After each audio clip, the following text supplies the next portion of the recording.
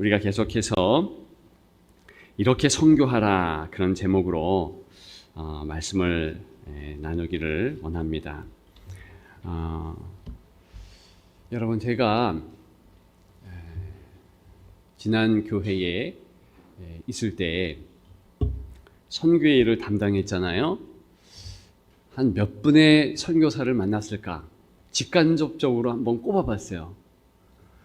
한국의 선교사, 해외의 선교사, 현지 선교사 이렇게 좀 꼽아봤더니 대충 꼽았는데 1000명이 넘더라고요.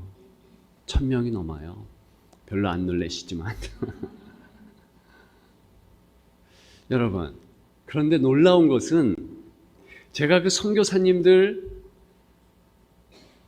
삶을 잘 알고 또 같이 생활도 해보고 했지만 그 어려울 때에 한 명도 자살한 사람이 없어요.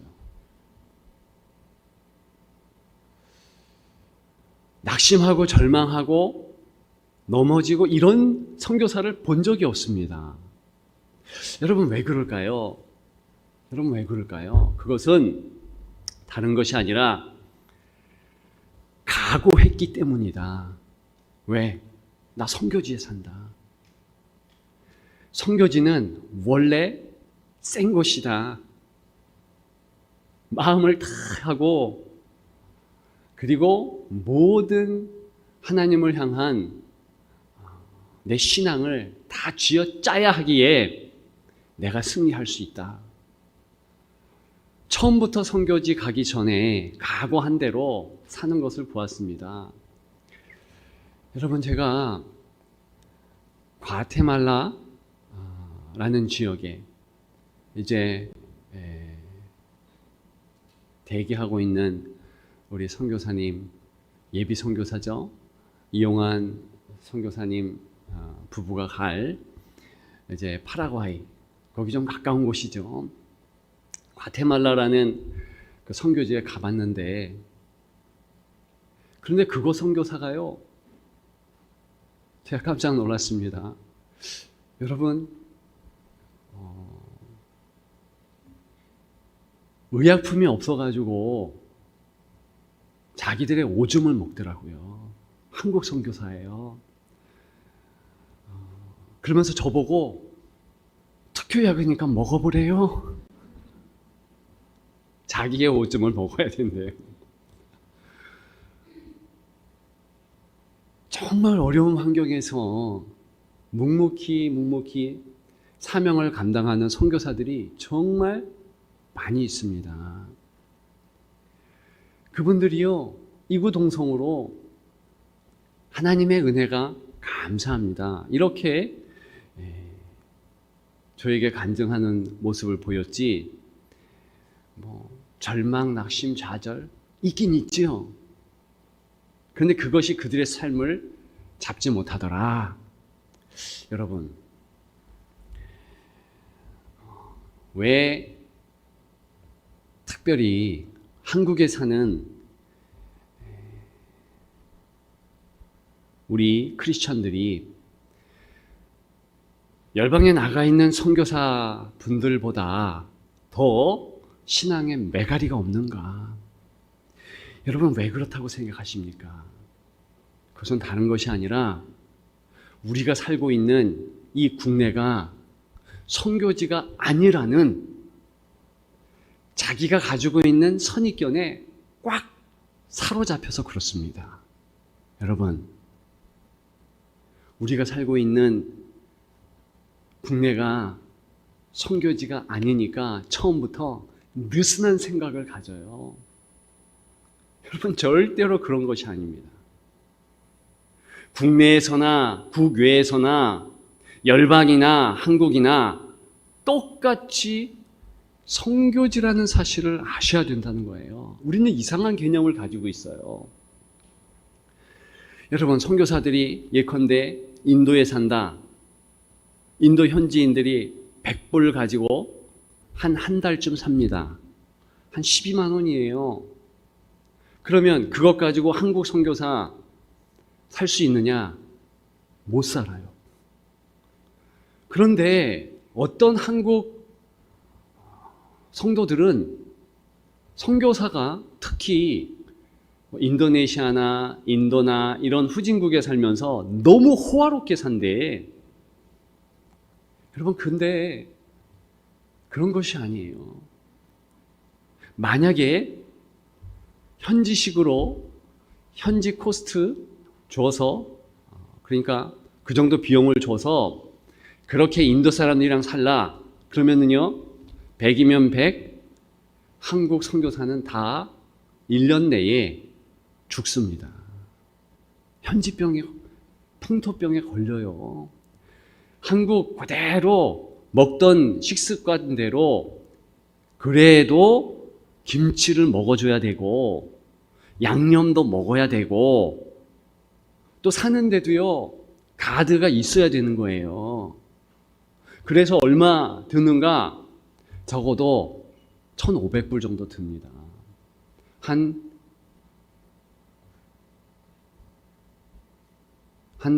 우리나라 돈으로 한 250, 260 이 정도 들어요. 선교사로 나가면 무조건 쥐어짜듯이 힘들게 살아야 된다, 이러한 개념이 있는 것은 우리가 살고 있는 이 땅은 선교지가 아니라는 선입견 때문에 그래요. 여러분 보십시오. 1900년도에 우리나라에 많은 선교사들이 들어왔어요. 토마스 선교사 1866년에 들어왔습니다. 19세기죠. 영국 웨슬리의 선교사로 들어왔죠. 죽었어요. 대동강변에서 죽었습니다. 비슷하게 들어온 그 이후에 많은 선교사들이 있어요. 그런데 여러분들이 많이 들으셨을 거예요. 온 선교사들이 풍토병에 많이 걸렸다. 사실입니다. 또 그들의 자녀들이 많이 죽었다. 그것도 사실이지만 사실은요, 제가 가져온 자료에 의하면 1900년도 영국, 특별히 미국, 이때 어린아이가 태어나서 죽는 퍼센트가 10%가 넘었어요. 1900년대. 그러니까 이미 20세기가 된 때죠. 그러니까 우리나라에 대거 선교사들이 왔던 분들이요, 우리나라에 왔기 때문에 어려움도 당한 것도 약간은 사실이고, 또 그 자녀들이 양화진을 비롯해서 선교사 자녀들의 묘가 있어서 죽은 거 사실이지만, 그러나 본국보다 그렇게 퍼센트가 많이 차이가 나는 것은 아니었더라. 여러분, 영국이나 미국에 선교사 우리나라 올 그 1900 초에 삶이 어떤 줄 아십니까? 비슷하게 그리스도인은 쉽지 않았어요. 여러분, 존 웨슬리 감리교회 창시자죠. 이분이 선교사로 해외에 나간 것이 아니라 영국에 있었습니다. 그런데 그 영국에서 신앙생활을 하면서 참 많은 핍박을 받았습니다. 제가 존경하는 존 버년 철로 역정을 썼죠. 물론 이분은 17세기의 사람입니다. 이분이요 12년간 감옥 생활을 했어요. 그리고 매일매일 나는 오늘 죽을까 내일 죽을까 조마조마한 삶을 살았고, 여러분, 이분이요 제가 묘지에 가봤더니 전도하다가 열병에 걸려서 그렇게 객사했습니다. 무슨 선교지라고 특별히 어려웠고 본국이라고 안 어려웠고 그런 것이 아니라 다 같이 어려운 삶을 살았더라는 거예요. 여러분, 바울이 우리가 아는 첫 선교사, 안디옥에서 파송한 선교사라는 것으로 우리가 알고 있습니다. 그런데 고린도서나 그의 서신서를 보게 되면 저 해외에 나가 있으면서 그들이 오히려 예루살렘 모교회를 돕도록 헌물을 했다는 거예요. 그 얘기는 무엇인가? 그리스도인이요, 고린도 교회라고 해서 어렵고 저 안디옥이나 빌립보나 버가모나 이런 해외라고 해서 어려운 것이 아니라 여전히 예루살렘도 엄청 어려웠다. 다 어려웠다는 거예요. 다 어려웠다는 거. 그런데 이상하게 우리는 해외는 어렵고 국내는 기독교인이 조금 쉽고 이상한 개념을 가지고 있어요. 성경적이지 않습니다. 정말 성경적이 않은 개념이에요. 여러분 보십시오. 이제 잠깐 오늘 이렇게 선교하라 본론으로 넘어가서 선교라는 그 용어가 어떻게 우리가 사용하게 되었는지 그런 것을 잠깐 살펴보고자 해요. 여러분, 선교하다 어원은요, 보내다라는 미테레라는 라틴어에서 왔어요. 그것이 미시오라는 선교, 보냄이라는 뜻의 라틴어로 이제 각 교회에 선교라는 개념으로 정착하게 되었습니다. 어디 성경에서 따왔는가? 어디에서 따왔는가 하면 요한복음 20장 21절 하반절에 보면 아버지께서 나를 보내신 것 같이 나도 너희를 보내노니 그랬어요. 보냈다 그랬잖아요. 그죠? send 영어로 보냈다. 그것이 미시오, 선교 그 어원이에요. 역시 요한복음 17장 16절에 아버지께서 나를 세상에 보내신 것 같이 나도 그들을 세상에 보내었고 그랬잖아요. 보내었다. 여기에서도 역시 보냈다라는 이 개념에서 미션, 영어로는 미션이죠. 더 많이 쓰였던 라틴어 미시오, 이 보냈다, 선교 그 개념으로 이제는 정착되었다는 거예요. 여러분, 성경에서는요, 하나님 나라 보좌에 앉으셨던 예수 그리스도께서 이 땅에 오셨다. 그런데 어떤 사명을 가지고 왔는가? 구원자의 사명. 기드온이나 그리고 삼손과 마노아의 가문과 당시의 이스라엘 사람들 구원하기 위하여서 구약 시대에도 예수님이 여호와의 사자로 종종 구원자의 모습을 보여주셨죠. 실제적으로 온 인류를 위해서 이 땅에 오신 것은 성육신 하셔서, 그래서 어려운 말로 우리가 인카네이션 했다 그렇게 얘기하지 않습니까? 어쨌든 이 땅에 오시는 이유는 구원자로 오셨는데 어떻게 오셨는가? 성부 하나님께서 성자 예수님을 파송했다는 거예요. 보내셨다. 이것이 성경적 미션 그 개념입니다. 그래서 그 자체를 성교학에서는 미시오 데이라고 그래요. 미시오, 성교죠. 그런데 데이는 바로 하나님의, 그래서 하나님의 성교 이렇게 부르는 것입니다. 하나님께서 보내신 거예요. 이 땅이 성교지라는 이야기예요. 이스라엘이나 혹은 이스라엘 밖에 구분점이 없다.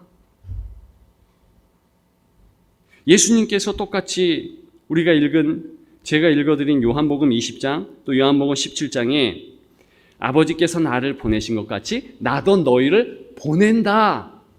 그렇게 말씀하셨죠.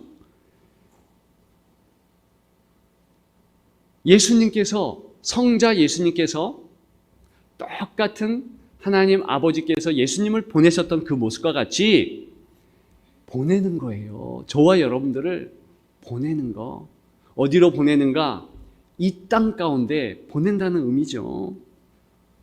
여러분, 선교하면 오늘 본문과 더불어서 마태복음 28장 18절부터 20절까지의 말씀을 우리가 각 곳에서 나눕니다. 거기에 뭐라고 나와 있습니까? 너희는 가서 모든 민족을 제자로 삼아 아버지와 아들과 성령의 이름으로 세례를 베풀고 내가 너희에게 분부한 모든 것을 가르쳐 지키게 하라. 그죠? 여기에서도 보니까 너희는 가서 그러잖아요. 보낸다는 의미잖아요. 오늘 본문도 보십시오. 여기 보시면 너희가 권능을 받고 예루살렘과 온 유대와 사마리아와 땅끝까지 이르러 내 증인이 되리라 그랬어요. 근데 우리는 오늘 본문의 이 내용을 보면서 어떤 식으로 생각하냐면 예루살렘에서 은혜 받았으면 사마리아로 건너가고 사마리아에서 은혜 받아서 유다로 가면서 또 땅끝으로 간다. 여러분, 그것은 성경적으로 틀린 거예요. 왜 그러냐 하면 헬라어 원문으로 보면 영어로는 in이라고 나오는데 in 제루살렘, in 주대, in 사마리아 뭐 이런 식으로 나오는 거예요. 동시다발적으로 있는 곳에서 그렇게 하나님의 선교사로서 이 땅에서 그 삶을 영위하라 이러한 의미로서 말씀한 거라는 거예요. 그렇게 되면 땅끝까지 다 예수 그리스도의 이름으로 온 곳이 하나님을 찬양하게 되고 물이 바다 덮음 같이 그리스도께 영광을 돌리는 영화로운 날이 올 것이다. 그렇게 말한 것입니다. 여러분, 지난주에 서론격으로 땅끝은 어디인가 잠깐 말했잖아요. 그것은 지역적인 개념, 지리적인 개념을 넘어서 중요한 것은 세대다. 내 옆에 있는 면목상 그리스도인을 포함해서 정말 내가 땅을 밟고 있는 이곳에 계속해서 그리스도 구원자다 이런 고백을 할 수 있도록 가서 전하는 거 중요하다 말씀드렸어요. 여러분, 그 일을 게으리한 유럽은 어떻게 되었습니까? 그냥 무턱대고 제국주의식의 선교를 했어요. 땅의 개념으로 미전도 종족 이렇게 했어요. 그랬더니 정작 모르는 세대, 하나님을 모르고 그리스도를 고백하지 아니하는 세대, 자녀들이 어떻게 되는지 그냥 놓아두었습니다. 그랬더니 100년 채 지나지 않아서 어떤 현상이 일어났느냐, 그 자리에 누가 예배드리게 되었는가? 이슬람이 들어왔더라. 이슬람은요 그렇게 안 합니다. 절대로 자기들의 있는 자리를 포기하지 않아요. 그러면서 계속 수평적으로 나아가죠. 수직적으로 탄탄하게 자리를 내리고 그리고 수평적으로 나가는 거예요. 이 방법론으로 훨씬 더 많은 이슬람 포교가 이루어졌다. 우리는 정작 여러분, 우리가 선교 개념 자체가 잘못되었다는 반성입니다.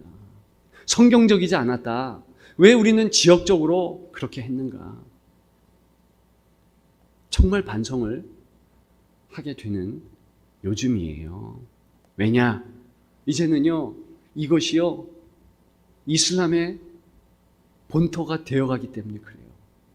그리고 세속주의, 동성애를 비롯한 참 많은 문화적인 그런 반기독교의 문화가 물밀듯이 우리에게 덮치고 있다는 거예요. 그리고 이곳을 뺏기니까 여러분, 미전도 종족을 해서 무엇하겠습니까?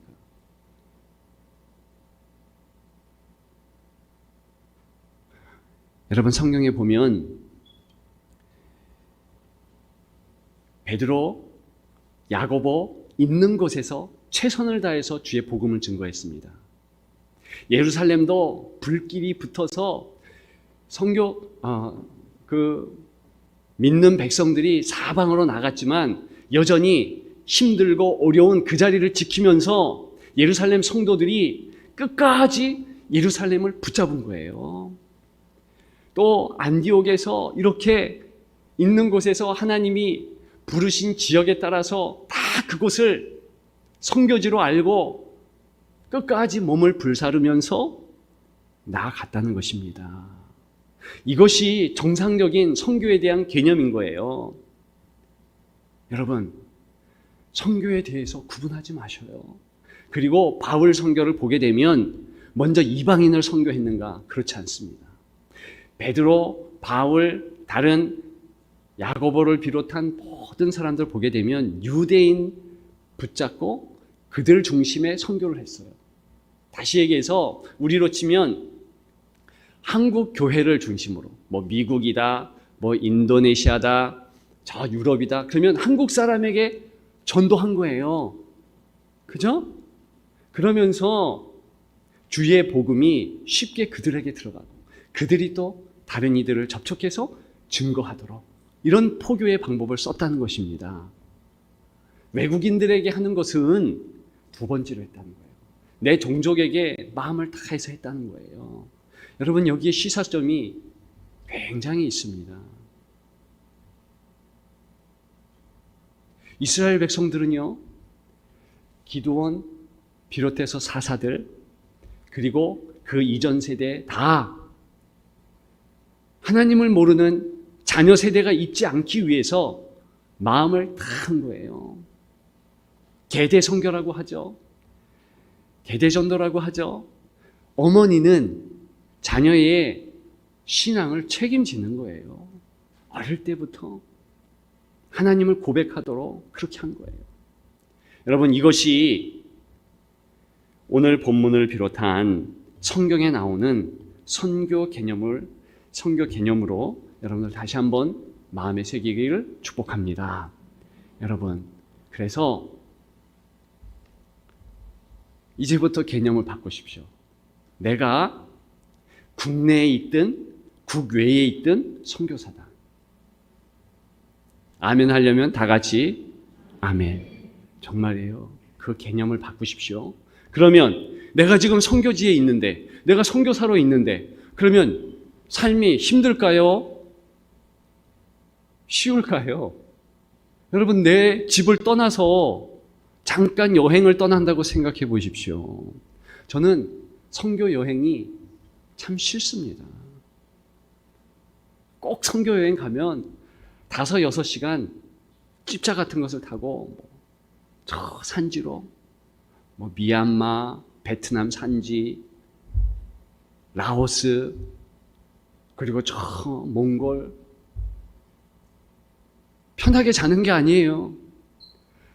5-6시간을 쿵쾅거리면서 선교지로 가야 되는 거니까. 여러분, 제가 말씀드렸잖아요. 저는 체질상 추우면 잠을 못 자요. 더운 나라에서도 잠 못 자요. 불편하니까. 그러면 무슨 생각을 하냐? 나 빨리 집 가고 싶다. 우리 아내가 해주는 따뜻한 밥 먹고 싶다. 그런 마음이 안 들까요? 여러분, 우리의 생각 자체를 고쳐먹어야 돼요. 여러분들은 본향에 사는 게 아니라니까요. 지금 선교지에 있는 거예요. 제가 2-3주 밖에 나가 있어도 그렇게 불편한데, 만약에 여러분들이 사는 삶이 너무나 편하고 그러면 좀 이상한 겁니다. 해외 나간 선교사만 어렵게 만들면 안 돼요. 제가 요즘에 이 충청 지역에 선교사를 파송했던 교회들의 이 내적 보고서를 이렇게 이제 제가 그런 업무를 담당했으니까 쭉 보잖아요. 참 너무 안타까워요. 그냥 보내기만 했지 책임은 안 지더라고요. 여러분, 가서 현지인처럼 살 수 없다니까요. 사실은 해줄 만큼 최대한 해줘야 돼요. 그리고 간섭되어 사사건건 해줘야 되는 거예요. 근데 그것이 아니라 그냥 등만 떠밀어? 그럼 아니죠. 너 고생 좀 해봐. 이거 아니잖아요. 마음을 다해서 해주되 우리도 역시 선교사라 우리의 삶도 저들의 삶도 다름이 없다. 이 개념 아래서 해야 하는 것입니다.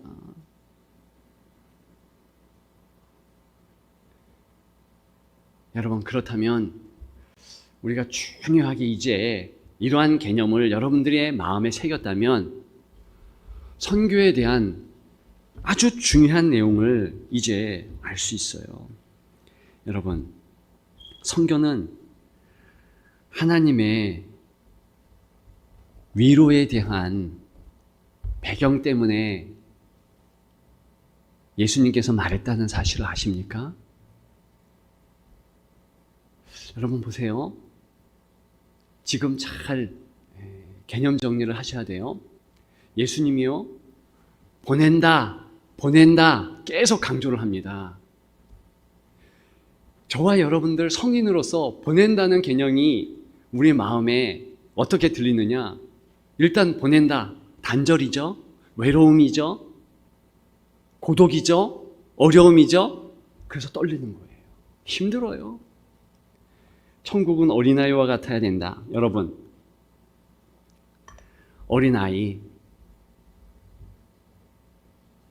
6, 7살, 서양식으로는 12살, 그 정도 전에 아이들, 너 떠나야 된다 그러면은 아이들은요 엄청 좋아합니다. 왜 그런지 아세요? 떠난다라는 개념에는 자기 혼자 어디 가는 것이 불가능하니까 놀러 가는 거로 생각해요. 그렇죠? 어린 아이들은 그렇잖아요. 우리 막내 민준이가 야, 너 한국 떠나서 너 베트남 간다, 뭐 영국 간다, 미국 간다 그러면 아이는 엄청 좋아할 것입니다. 왜냐? 아니, 부모와 함께 가든가 보호자랑 함께 가는 것이지 미성년자 혼자 어디 떠나는 법이 없어요. 미국이나 영국은 더 철저합니다. 유럽은 철저하죠. 12살 전에 아이를 혼자 보내게 하면 그러면 부모는 감옥에 갈 수 있어요. 학교에 가가지고 학교에 보내는데 혼자 등교하게 했다? 있을 수 없는 거예요. 반드시 보모 대동. 그리고 그 아이가 집에 갈 때에 누군가 부모를 비롯한 보호자가 오지 않으면 애가 나올 수 없어요. 그 개념이 아이들에게는 있잖아요. 그래서 떠난다 그러면 즐겁네? 기쁘네? 재미있겠네? 이런 거죠. 근데 성인은 안 그래요. 적어도 저처럼 인생의 쓴맛을 청소년 시기에 보냈던 저는 이렇게 떠나는 게 싫어요. 왜? 집도 떠나야 됐죠. 6학년 때 집 나와야 되고, 그리고 밥 굶으면서 객지 생활을 해야 되는 거 힘들잖아요. 그런데 그런 저에게 너 당신 떠나라 그러면은 엄청 힘들 거예요. 그래서 제가 말씀드렸잖아요. 교회도 한 곳을 쭉 다니는 거 좋지, 저보고 만약에 다른 교회 또 가라 그러면은 어려울 거예요. 부교육자 부목사 때에 제가 한 교회를 15년 이상 섬길 수 있는 거, 그 하나님의 은혜이자 저는요 너무 감사했어요. 어려운 일이 있었는데 안 떠나기를 소망했습니다. 왜? 어려서부터 다 이렇게 떠나니까 힘든 거예요. 어려운 거지요. 여러분, 어린아이와 저나 어른의 개념 차이를 아시겠죠? 떠난다. 그러면 자, 이제 제자들에게 예수님이 자, 너를 보낸다. 세상 가운데 너 선교사로 파송한다 했을 때 아직은 성령이 임하지 않았습니다. 오늘 본문의 배경은 보십시오. 1장 8절에 오직 그러면서 성령이 너희에게 임하시면 너희가 권능을 받고 예루살렘과 온 유대 사마리아와 땅끝까지 이르러 내 증인이 되리라 하시니라. 그러면서 사실은 파송 그 내용을 예수님께서 말씀하신 거예요. 그리고 다른 복음서를 쭉 참고해 보면 오순절 마가 다락방 이전에 예수님은 너희는 나로 인하여서 이 땅에 선교사로 보내짐을 받았다. 이렇게 이미 명령을 받았습니다.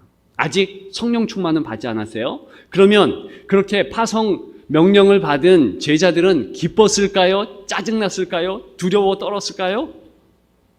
성가대 기뻤다 끄덕여 주세요. 기뻤다. 그러면 두려웠다. 거의 다가 두려웠다. 그렇게 생각하는 것 같아요. 근데 사실은 기뻤습니다. 엄청 기뻐했어요. 여러분, 그것을 어떻게 아는가? 우리가 누가복음 24장 52절과 53절을 찾아보겠습니다. 이 누가복음은요, 같은 사도행전의 저자가 쓴 겁니다. 누가가 사도행전과 누가복음은 한 쌍으로 그렇게 기록한 거예요. 그러면 누가복음과 사도행전은 같이 어떤 한 저자의 목적에 의해서 기록된 거예요. 자, 52절 같이 읽습니다. 시작.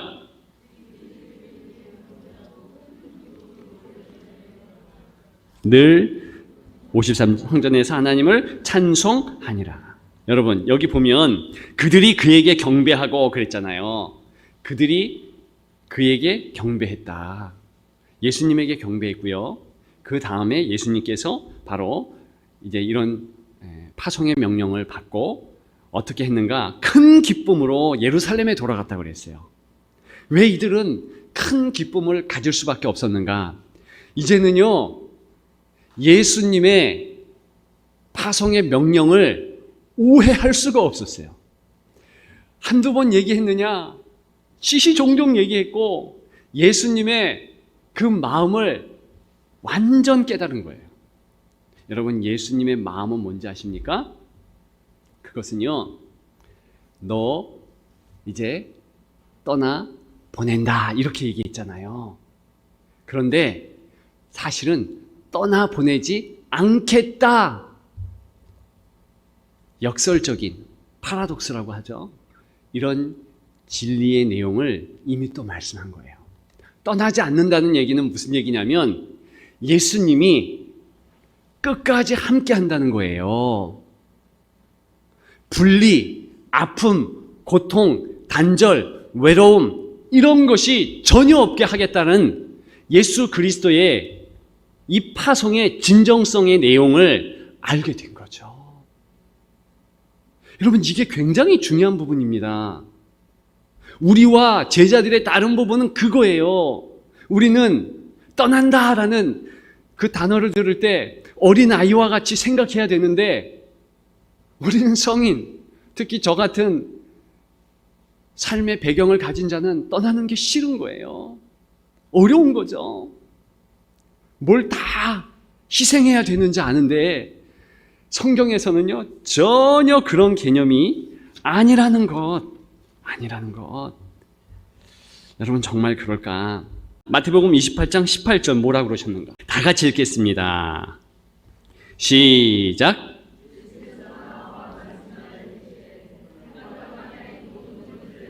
자, 잠깐. 자, 하늘과 땅의 모든 권세를 내게 주셨으니. 자, 4개 주셨다 그랬어요. 그래서 파송 명령을 하죠. 더 중요한 것은요, 마지막 절이에요. 20절 같이 읽습니다. 시작.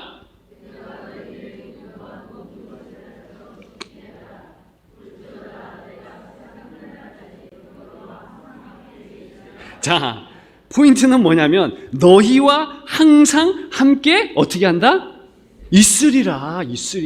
여러분, 너희와 함께 있으리라. 그러면서 그 파송 명령 앞뒤로 18절과 20절 하반절에 뭘 얘기하냐면 내가 권세가 있다. 능력이 있다.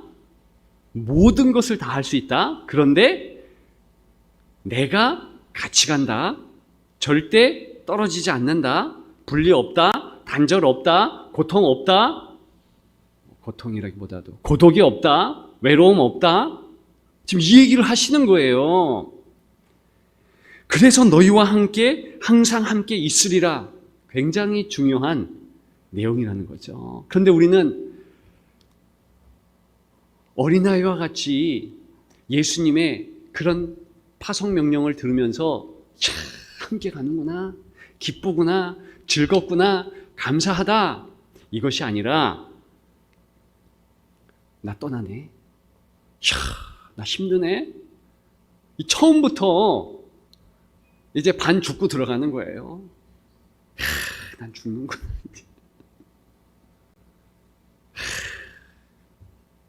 왜 이렇게 나는 재수가 이럴까 이러면서. 여러분, 그 개념이 아니에요.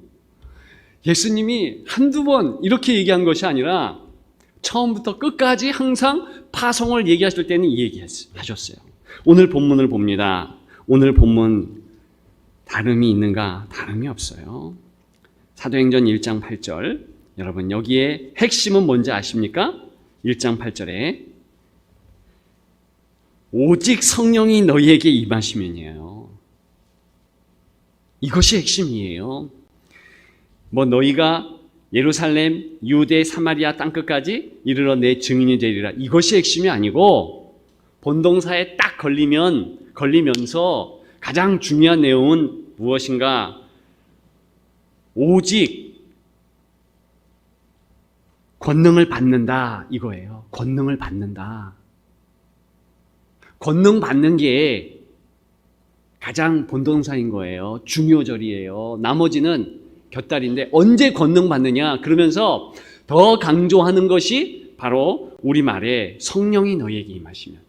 그러니까 성령이 너희에게 임한다는 것이 굉장히 중요한 내용이에요. 성령 임할 때 권능 받아. 너 그 다이나믹하고 이 권세를 가지고 성령 받을 때 은혜 가지면 너 있는 자리에서, 네 있는 자리가 동시다발적으로 그것이 유다, 그것이 사마리아, 그것이 땅끝이 되든 그곳에서 승리케 한다. 여러분, 이것이 주님의 말씀이에요. 왜 그것을 알 수 있는가? 여러분, 4절에 보십시오. 4절에 보면 사도행전 1장 4절, 사도와 함께 모이사 그들에게 분부하여 이르시되 예루살렘을 떠나지 말고 내게서 들은 바 아버지께서 약속하신 것을 기다리라. 여러분, 이때 아버지께서 약속하신 것은 무엇인가? 바로 성령입니다. 아버지께서 언제 약속했는가? 여러분, 아직은요, 성경이요, 신약 성경이 없어요. 구약 성경밖에 없는 거예요. 그러면 구약에서 성령 주신다라는 것을 이사야부터 해서 참 많은 곳에서 성령이 임하면 권세가 있고 능력이 있고 하는 것이 나오는 것입니다. 그것이 약속이에요. 확실하게 도장 찍듯이 예수님이 5절에 얘기하시잖아요. 요한은 물로 세례를 베풀었으나 너희는 몇 날이 못되어 성령으로 세례를 받으리라. 여러분, 가장 좋은 것이 성령인데 왜 성령을 자꾸 이렇게 논하는지 아십니까? 성령을 통해서 예수 그리스도께서 이제 제자들과 동행하신다는 약속이에요. 예수님이 육신을 입었을 때는 예수님이 예루살렘에 계시면 한국에는 없어야 되는 거예요. 그것이 육신인 거예요.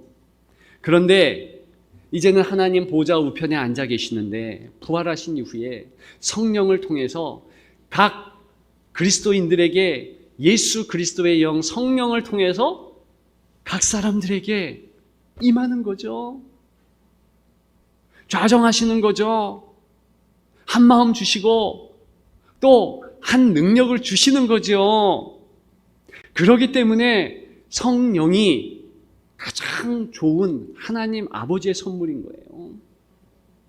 여러분, 예수 그리스도의 말씀, 예수 그리스도의 이름이 선포되는 곳에 성령은 반드시 있게 되어 있습니다. 예, 예수 그리스도께서 또 다른 보혜사를 아버지와 성자 예수 그리스도께서 이제는 온전히 파송했기 때문에 그렇습니다. 구약에는요, 성령의 나타나심 부분적이었어요. 우리가 삼손의 그 능력, 하나님의 성령의 역사가 관통하심, 그리고 밤 뭐라고 그랬습니까? 휘젓는 거. 그랬더니 삼손이요, 엄청난 능력으로 성령의 역사로 그렇게 외부적으로도 마노아 일가뿐만이 아니라 온 이스라엘 구원받도록 하셨잖아요.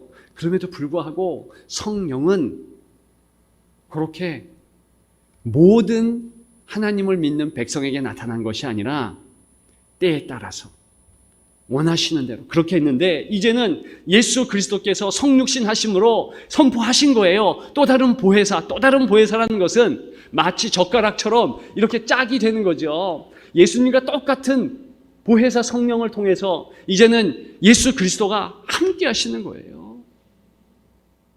따라서 성령께서 운행하신다는 말씀은 예수님이 이제는 영원히 너희와 함께 거한다, 이 약속을 응하는 것이죠. 여러분, 본 뜻은 뭐예요? 예수님이 절대로 너 떠나지 않아, 이거예요, 이거. 그러면 제자들은 그런 예수님의 진정성을 깨달았을까요? 안 깨달았을까요? 깨달았죠. 예, 대답을 잘하시네요. 깨달은 거예요. 제가 성경을 연구하다 보니까 깨달았구나. 왜 깨달았는가? 아니, 금방 누가복음 읽었잖아요. 24장 52절에 그들이 그에게 경배하고 큰 기쁨으로 예루살렘으로 돌아가. 예수님이 부활승천하시는 그 모습을 보면서 경배하고 큰 기쁨으로 할렐루야 이러면서 예루살렘으로 돌아가면서 10일간 오순절 마가 다락방에 성령 임재를 기다린 거죠. 기쁨으로 기다린 거예요. 그렇게 할 수 있는 것은 이제는 예수님의 말씀을 오역하지 않았어요. 예수님의 진정성을 알게 되었습니다. 정확하게 포착을 했어요. 그 아둔한 제자들이라 할지라도 그랬다는 거예요. 그러니까 그냥 기쁨이 아니에요. 이 누가는 누가복음과 사도행전에서 그 기쁨을 어떻게 표현했는가? 큰 기쁨입니다. 그리고 찬송이 마음에서 입으로 올라나오는 그런 기쁨이다. 그랬기 때문에 큰 기쁨으로 예루살렘에 돌아가 늘 성전에서 하나님을 찬송하니라. 그렇게 된 거죠. 여러분, 저와 여러분들이 정말 중요한 것은 예수님께서 우리를 이 땅 가운데 우리가 사는 곳에 파송했다. 그러면 내가 있는 곳에서 선교사로서 살아간다. 저 해외에 나간 선교사만 따로 헌신하고 봉사하고 죽도록 충성하고 쥐어짜고, 여러분 죄송한 말씀이지만 선교사가 더 오래 살아요. 여러분보다 더 오래 삽니다. 그렇게 해야 된다고 생각하는 것 틀린 거예요. 해외에 있든 여기에 있든 우리가 마음을 다해서 선교를 하는 거죠. 나도 고생할 각오를 하는 거예요. 여러분, 내가 선교지에 나와 있다는데 새벽기도 못 드릴 일이 있겠습니까? 근데 처음부터 우리는 깎고 들어가. 50일 동안 이렇게 비가 내리고 있는데, 만일 선교지라면, 아니 내가 지금 선교지에서 사생결단을 하고 주의 복음을 증거하는 사명자인데 어떻게 하겠어요? 그래서 선교사는 이기는 거예요. 제가 어떻게 보면 때에 따라서 선교사가 더 편한 것 같아요. 왜냐? 눈치 볼 사람이 없어. 예, 그건 참 편한 것 같아. 우리는요, 예배당 오려면은요, 해야 되고, 저도 화장했어요. 어쩔 수 없이 화면에 나오니까, 제가 여기에 막 해가지고, 이렇게 뭔가 이렇게 좀 바르고 왔습니다. 어떤 분이 불쌍하다고, 뭡니까, 이거. 에센스를 주셔가지고, 그거 한번 이렇게 바르고, 이제, 여기, 뭡니까? 색조 화장을 했더니 좀 나아. 저는 이러고 싶지 않아요. 그런데 이곳이 저의 선교지니까 제가 하고 싶다고 하는 것이 아니라 해야죠. 남들이 제 얼굴 보고 조금 더 은혜를 받으면 이 몸 무너지리라, 부서지리라. 여러분, 그래서 같이 고생하는 거예요. 각오하십시오. 요즘에 한 20% 정도 새벽 기도가 좀 줄었대. 8월에 들어서. 물론 저가 새벽 설교를 안 하기 때문에 그런 건 아니죠. 뭔가 좀 느슨해진 건 아니겠죠, 설마? 저는 이렇게 수요일 날 혹은 화요일 날 강의, 금요일 날 이런 것을 좀 준비하느라고, 또 우리 부교역자들도 설교를 참 잘하십니다. 그래서 좀 바꾼 거예요.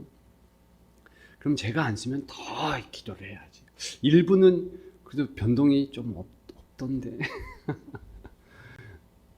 저도 일부에 새벽 기도 참여합니다만 깨어 기도하는 거예요. 왜냐? 여기가 선교지니까. 여기 계속 있는 곳 아닙니다. 선교지예요. 우리는 본향을 예수님과 같이 가셨듯이 너 거할 것이 많도다. 내가 처소를 예배하러 가노니 그러셨잖아요. 요한복음 14장에. 그러면서 예수님이 말씀하신 요지는 뭐냐면 내가 너희의 본향의 집을 정말 근사하게. 왜? 본향이니까. 마음 편하게 있을도록 질 것이다. 그렇게 한 거예요. 그럼에도 불구하고 이 땅에서 선교지에 나온 우리에게 예수님은 뭘 얘기하냐? 나 절대 떠나가지 않는다. 희한하죠? 예수님이 성도와 예수님의 관계를 얘기할 때 이렇게 패키지로 묶어버렸다는 거 아십니까? 보세요. 예수님은 포도 나무시래. 우리는 가지래. 포도나무에서 가지가 떨어질 수 있습니까? 떨어지면 죽는 거예요. 예수님이 절대 안 떨어진다는 것을 얘기하는 거예요. 우리는 신부래. 예수님은 신랑이시래. 뭘 얘기하는 겁니까? 정상적인 결혼 생활을 하는 자는 신랑 옆에 신부가 있는 거죠. 신랑 옆에 내연녀가 있진 않잖아요. 그죠? 이게 쌍을 얘기하는 거예요, 쌍. 그리고 예수님은 목자래요. 우리가 양이래요. 동물 가운데요, 가장 사람을 필요로 하는 것은 양이에요. 3시간, 4시간 이상 홀로 두면 방어할 능력이 없고 죽을 수밖에 없는 것이 양입니다. 그래서 한 마리 없어졌느냐? 99마리 두고 한 마리 찾으러 목자는 가야 되는 거예요. 제가 이스라엘에 가보니까 정말 그런 목자의 헌신을 봤습니다. 이스라엘 같은 경우는요, 고도가 높아요. 그런데 저쪽에 양이 있으니까 그 양을 위해서 올라가더라고요. 광야의 태양빛을 마다하지 않고 양들을 데리고 먹이려고 가더라고요. 여러분, 이스라엘 양들이 얼마나 더러운지 아십니까? 너무 쩔어서요. 양들이 더럽더라고요. 왜? 씻을 수 있는 물이 있어야죠. 근데 더 중요한 것은 그 양의 그 쩔은 모습, 냄새 나는 모습 똑같이요. 이스라엘에 성지순례 가신 분들은 아시겠지만 목자의 꼴은요, 양이 매한 가지예요. 양은요, 동물이니까. 아니, 목자가 사람인데 양이랑 똑같아요. 얼마나 냄새가 나는지. 진짜 이스라엘에 이제 성지순례 가는데 목자 비슷한 사람이 우리 성지순례 하는 일단의 무리에 이렇게 그냥 지나만 갔어요. 그런데 제가 얼마나 후각이 발달했는지 정말 구역질이 나더라고요. 그것이 목자의 모습이에요. 수고한 거죠. 그러면 여러분, 양과 목자 그랬을 때 목자가 뭐 이렇게 근사하게 옷을 입고 늠름하고 근엄하게 양들에게 있는 거 전혀 아니에요. 이스라엘 백성들에게 나는 목자다 그랬을 때 그들은 그 이미지를 알아요. 땀 냄새 나고, 그리고 먹을 건 못 먹고 6개월 이상은 씻지도 못하고 까마득한 그 모습. 그런데 그것이 예수님의 모습이라는 거예요. 왜 양과 목자를 예수님이 얘기하시는 줄 아십니까? 이 세상에서 너 가는 곳에 나 같이 간다. 나 버려두지 않는다. 너 떠나가지 않아. 너는 그러니까 기뻐하렴. 여러분, 이걸 깨달아서 사도 바울은 우리에게 그렇게 권면한 거예요. 항상 기뻐하라. 여러분, 그게 가능하겠습니까? 그러려면 여러분들의 생각 자체를 바꿔야 되는 거예요. 여러분, 선교지가 어디예요? 고생하는 사람, 선교사만 등 떠밀고 그 사람들이 선교한다, 나는 괜찮다, 돈 보내면 된다. 아니에요. 우리가 있는 것이 선교지니까 내 삶이 퍽퍽한 거예요. 내 삶이 힘든 거예요. 계속 공격이 있잖아. 그걸 미리부터 알고, 여러분, 내가 죽으면 죽으리라, 나는 하나님의 은혜 가운데서 살아내리라, 그렇게 해나가는 것이 그리스도인인 줄 믿습니다. 여러분, 그렇게 승리하는 여러분들 되시기를 주님의 이름으로 축복합니다. 여러분, 289장 아까 부른 것, 주 예수 내 맘에 들어와 계신 후, 여러분, 우리 3절과 4절 불렀으면 좋겠습니다. 내 맘의 소망을 든든히 가짐은 주 예수 내 맘에 오심. 주님이 내 맘에 오셔서 이제 떠나지 않아요. 여러분들 그 사실을 기억하십시오. 4절에 사망의 음침한 골짜기 다니라, 밝은 빛 호련히 비쳐. 주님이 함께 하시기 때문에 그렇게 되는 줄 믿습니다. 우리 289장 3절과 4절 부르고 우리 같이 통성으로 기도하겠습니다. 같이 부르겠습니다.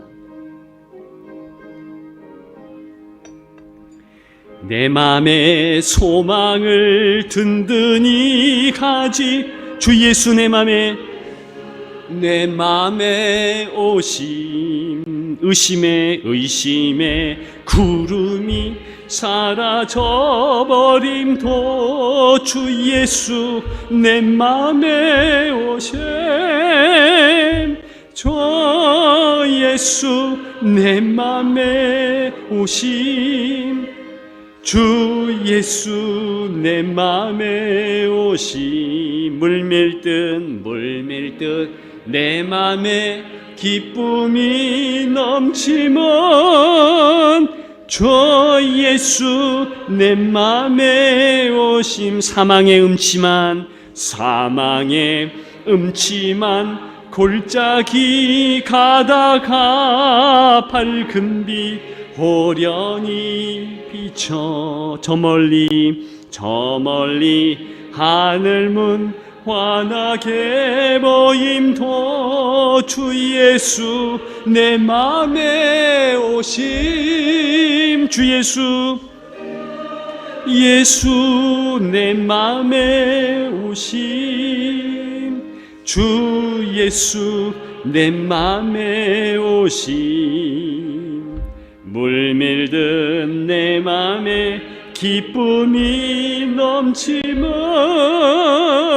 주 예수 내 맘에 오심. 우리 통성으로 기도했으면 좋겠습니다. 내가 있는 곳이 선교지다. 내가 있는 곳에서 죽으면 죽으리라. 에스더가 있는 자리에서 마음을 다해서 고백하며 나아갔듯이 우리 또한 이곳이 선교지입니다. 아버지, 내가 교사 선교사로서, 아버지, 내가 가정 선교사로서, 아버지, 내가 이 나라를 위한 선교사로서 마음을 다하겠습니다. 아버지, 붙잡아 주시고 주님이 나와 함께 하신다는 그 사실을 향유할 수 있도록 인도하여 주옵소서. 우리 주여 한번 힘있게 부르고 기도하겠습니다. 주여,